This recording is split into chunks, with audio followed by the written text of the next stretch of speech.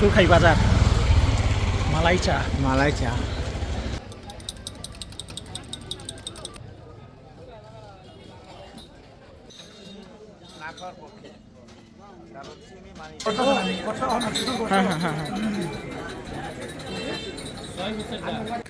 আসসালামু আলাইকুম। আজকে আমরা যাচ্ছি চুরখাই বাজারে এক কাপ মালাই চা খাওয়ার জন্য। আশা করি আপনারা ভালো আছেন, সুস্থ আছেন। ঠিকানাটা আপনাদেরকে আবার বলে দিই সুন্দর করে। ঢাকা ময়মনসিংহ সড়কের পাশেই চুরখাই বাজার, সদর ময়মনসিংহ। যেহেতু বাজারটা বেশ বড়, এখানে চায়ের দোকানের অবস্থানটা ঠিক বাজারের মাঝখানে। এখানে বাজারের মধ্যে একটা বড় কড়ই গাছ আছে, এই কড়ই গাছের নিচেই। আর যদি খুঁজে না পান, বাজারে এসে যে কাউকে বলবেন মালাই চা খাবো, কোথায় যেতে হবে। অবসর সময় বা বিকেলের আড্ডায় চলে আসতে পারেন এই চা খাওয়ার জন্য। চা বানানোর প্রসেসটা একটু দেখে নেই। প্রথমে গরুর একদম খাঁটি দুধ, এরপর চায়ের কড়া লিকার। আসলে দুধ চা কিন্তু সবাই বানাতে পারে না। দুধের মধ্যে কড়া লিকারটা যদি পারফেক্ট হয়, দুধ চা বেস্ট। আর যদি এখানে লিকারটা সঠিকভাবে না হয়, দুধ চার কোনো স্বাদই লাগে না।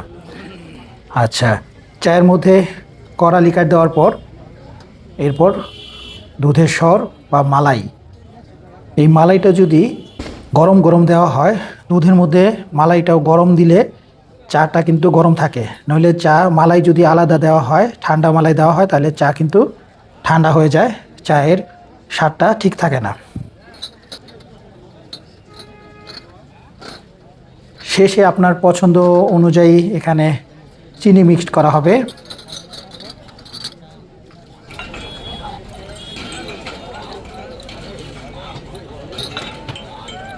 ব্যাস হয়ে গেল পারফেক্ট এক কাপ মালাই চা।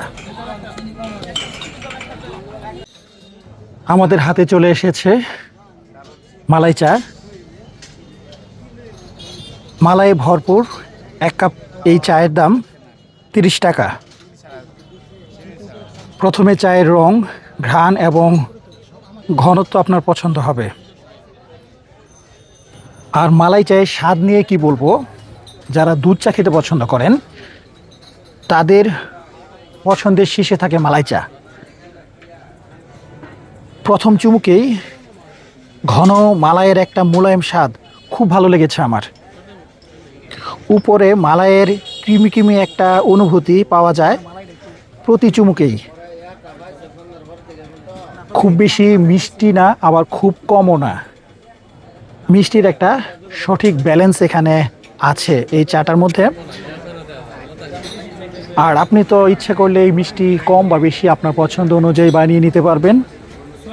আর চায়ের মধ্যে সঠিক মাত্রায় লিকার থাকায় শুধু শেষে চায়ের কম্বিনেশনটাও খুব ভালো লেগেছে আমার। খাই বাজার মালাই চা। মালাই চা খুব ভালো লাগছে। কেমন লাগছে? খুব ভালো লাগছে।